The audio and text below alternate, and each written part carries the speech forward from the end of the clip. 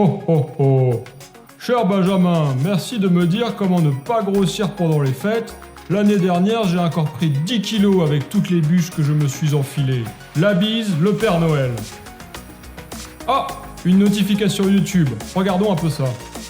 Pourquoi certains prennent du poids pendant les fêtes? Est-ce que cela est un réel problème de prendre quelques kilos à Noël? Faut-il s'en soucier? Et si oui, comment s'en prémunir? Bonjour, c'est Benjamin et je réponds au Père Noël juste après ça.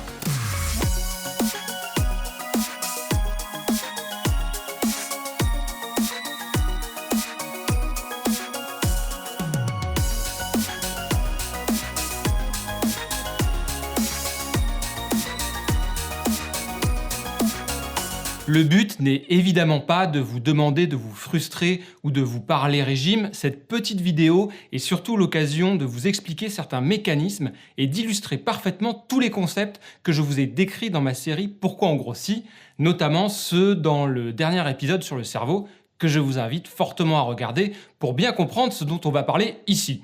Le lien s'affiche en haut à droite et dans la description. La période des fêtes, et en Europe on parle spécifiquement de Noël et du Nouvel An, est un moment où effectivement les considérations diététiques sont loin d'être une priorité, car même si on enchaîne souvent les repas plus riches et denses que d'habitude, on est en général dans un esprit de partage et de plaisir, et on se dit qu'il sera toujours temps de reprendre les bonnes habitudes avec les résolutions de la nouvelle année.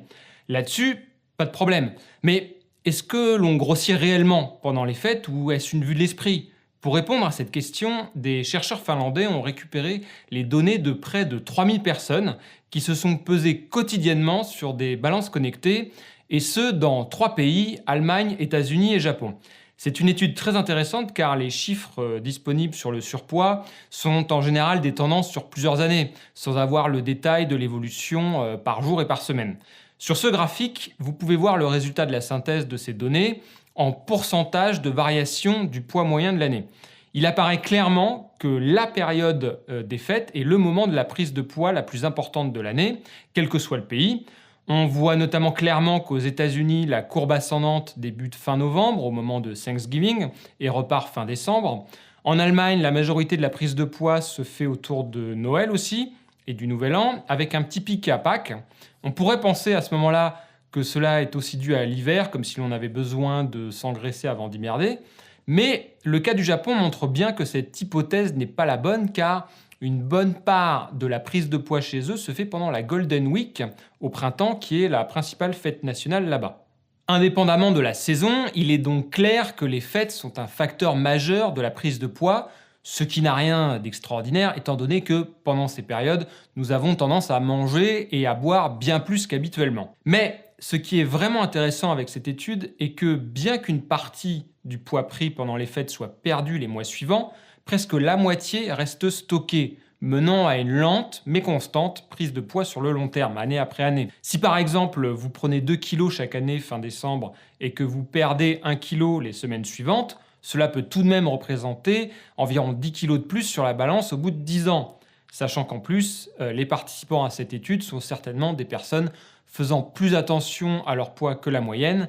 Les variations sont peut-être encore plus importantes dans d'autres segments de la population. Regardons maintenant rapidement l'origine de cette prise de poids et si elle est due exclusivement à une prise de gras. En faisant une moyenne des plats typiques au moment des fêtes, dinde, marrons, bûches, alcool, etc., on peut estimer à environ 1000 calories l'énergie supplémentaire avalée les jours de fête, qui sont donc au minimum de 2 Noël et Nouvel An, avec en plus pour beaucoup quelques jours un peu plus chargés qu'à l'habitude entre les deux. Ce surplus calorique n'est pas entièrement stocké comme on va le voir. Premièrement, on a déjà l'effet thermique des aliments, c'est-à-dire l'énergie consommée par votre organisme pour digérer toute cette nourriture supplémentaire. Pour rappel, les protéines consomment plus d'énergie à être digérées que les glucides et les lipides. De plus, votre corps peut vous pousser à avoir de l'activité physique spontanée, c'est-à-dire plein de petits mouvements sans que vous en rendiez compte pour augmenter un petit peu votre métabolisme et compenser cette suralimentation. Ensuite, nous n'allons pas tous être égaux, comme je vous l'avais expliqué dans la vidéo sur la génétique. Quand on donne 1000 calories en plus par jour à des paires de jumeaux identiques, il y a une grande variabilité entre les paires, mais la prise de poids est remarquablement similaire au sein de ces mêmes paires. Si par exemple un participant gagnait 7 kg au niveau abdominal, son jumeau avait gagné à peu près le même poids au même endroit. La composition du repas compte aussi évidemment. Les différents macronutriments ne vont pas non plus avoir le même effet. Comme je l'ai dit, les protéines consomment un peu plus d'énergie à la digestion. Du côté des glucides, comme vous le savez certainement, après la transformation en glucose par la digestion, cela va en priorité se stocker sous forme de glycogène dans les muscles et dans le foie. Et pour ce stockage, le glycogène est lié à de l'eau. Pour 1 gramme de glycogène, on a environ 3 grammes d'eau dans les muscles.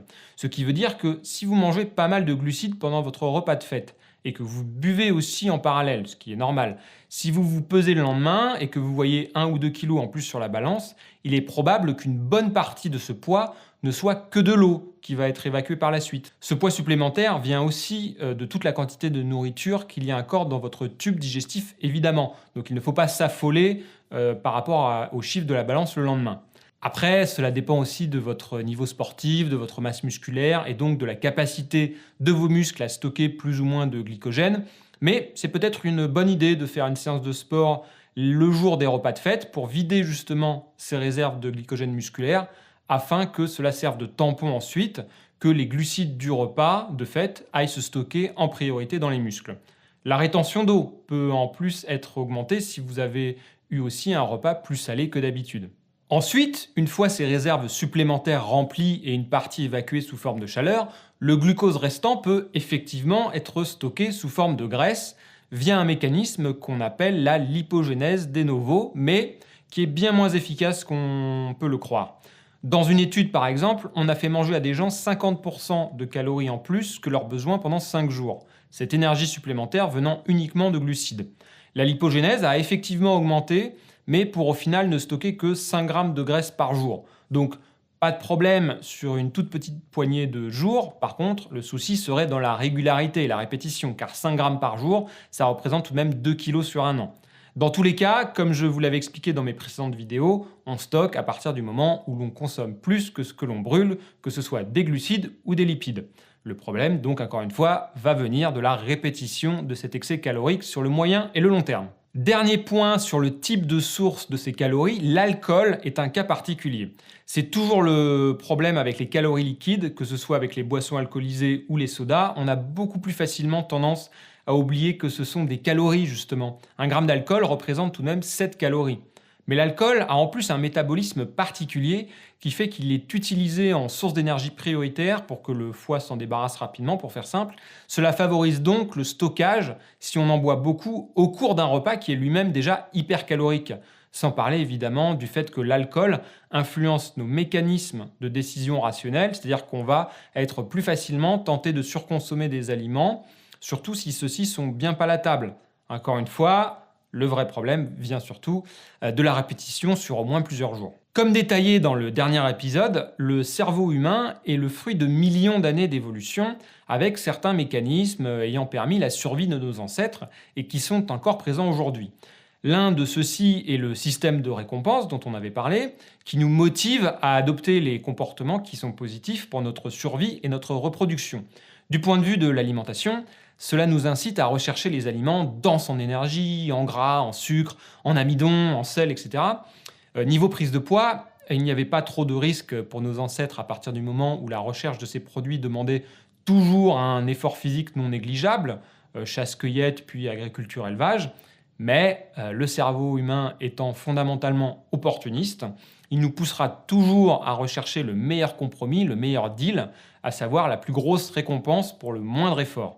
Si de la nourriture attrayante, dans le sens de la gratification instantanée, d'une forte palatabilité et d'une belle densité calorique, est facilement accessible, comme typiquement sur une table de buffet à Noël et au Nouvel An, votre cerveau va vous pousser à en tirer avantage, à aller au-delà de votre satiété habituelle et donc à manger plus que vous avez besoin. L'autre mécanisme qui rentre en jeu ici et qui est celui que je voulais surtout vous illustrer dans cette vidéo est l'effet buffet.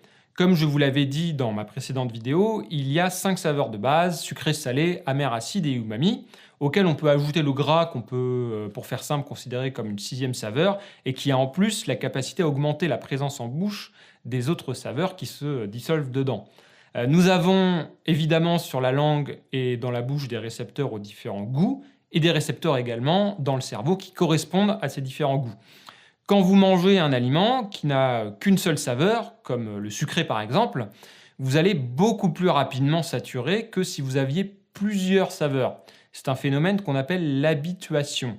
Si on schématise avec des pourcentages, si mon but est de vous faire manger le plus de calories possible, ça sera beaucoup plus facile en fabriquant un aliment qui aura 70-80% d'intensité sur plusieurs saveurs, par exemple gras, sucré, salé, que si je mettais 100% de saveur sur une seule. C'est pour cela, par exemple, que vous ne mangez pas à la louche du sel ou du sucre, tel quel, mais toujours mélangé à autre chose. Et ce mécanisme entre en jeu pour un même aliment, mais aussi avec différents aliments au sein d'un même repas. Je vous avais illustré ça dans ma dernière vidéo avec un menu de fast-food, mais cela fonctionne aussi avec de la cuisine maison. Cet effet buffet rentre en action à partir du moment où vous avez une grande diversité de saveurs sur la table grâce à la grande diversité de plats que l'on a typiquement pendant les fêtes, ce qui permet à votre cerveau de ne pas saturer sur un seul goût et donc de continuer à vous pousser à manger. Petite histoire pour vous donner un exemple très frappant. Il y a une émission de télé américaine, Man vs Food, dans laquelle l'animateur doit manger les plats les plus caloriques de différents restaurants. Dans un épisode, il devait s'avaler environ 8 litres de glace. Ce n'est évidemment pas très malin, mais on s'en fiche. Ce qui est intéressant ici est qu'à un moment, il sature complètement, il n'en peut plus, et il demande à avoir une assiette de frites. Et le fait d'alterner entre les frites salées et la glace sucrée et grasse lui permet de continuer à manger cette dernière, alors que sa satiété était déjà à 200% juste avant. C'est vraiment un exemple parfait. À partir de ces quelques infos, peut-on tirer une conclusion pratique, sachant encore une fois que mon but est juste de vous donner des clés de compréhension, pas de vous pousser à une prise de tête et à ne pas profiter d'une période qui se veut avant tout festive. Les conseils les plus évidents sont d'essayer au maximum de commencer son repas par les sources de protéines quelles qu'elles soient, comme c'est le plus rassasiant. Vous serez moins enclin à vous resservir d'autres choses derrière. Si par exemple vous avez une assiette de dinde et d'un accompagnement pommes de terre, marron et compagnie, mangez toute la part de dinde d'abord avant d'attaquer le reste. Comme je l'ai dit, on peut aussi jouer un peu sur le stockage des glucides sous forme de glycogène musculaire, en vidant ses réserves avec du sport le jour même des fêtes et puis voire même la veille, et en diminuant les glucides dans les repas précédents, petit déjeuner et déjeuner, si le repas de fête est le dîner par exemple. Ensuite, pour diminuer au maximum l'effet buffet, essayez de simplifier vos repas, pas forcément besoin de 10 plats différents. Essayez aussi d'inclure suffisamment d'aliments avec une faible densité énergétique, c'est-à-dire pauvre en calories et volumineux, donc c'est typiquement des légumes. Enfin, au-delà des 2 ou 3 repas de fête spécifiques, si jamais vous êtes du genre à avoir sur cette période tout un tas de boîtes de chocolat, gâteaux offerts par votre grand-mère ou restes de bûches qui vont traîner chez vous pendant la semaine, rappelez-vous ce que je vous ai dit dans la dernière vidéo, vous ne pouvez pas compter seulement sur votre volonté pour ne pas les manger. Si vous savez que vous avez des calories faciles dans vos placards, elles y passeront quasiment forcément. Il faut donc contrôler votre environnement alimentaire en évitant ce genre de situation, par exemple en donnant à d'autres ou en congelant par portion individuelle pour mettre un minimum de barrière à la consommation instantanée. Si cette petite vidéo vous a plu, partagez-la, petit pouce bleu évidemment. Regardez, si ce n'est déjà fait, mes 3 vidéos précédentes et surtout j'ai un petit service à vous demander. Abonnez-vous à la chaîne YouTube, c'est vraiment très important si vous voulez soutenir mon travail. Il n'y a pas de pub ni de placement de produits dans mes vidéos, donc même si vous n'êtes pas un adepte de cette plateforme, c'est fondamental à la fois pour l'algorithme de YouTube pour qu'il montre mon contenu à d'autres personnes et un nombre d'abonnés élevé me permettra surtout de démarcher plus facilement à l'avenir certaines personnes pour vous proposer encore plus de contenu, des interviews, des reportages, etc. Donc cliquez sur le logo en bas à droite de la vidéo pour vous abonner. Merci, prenez soin de vous, profitez bien et je vous dis à très vite.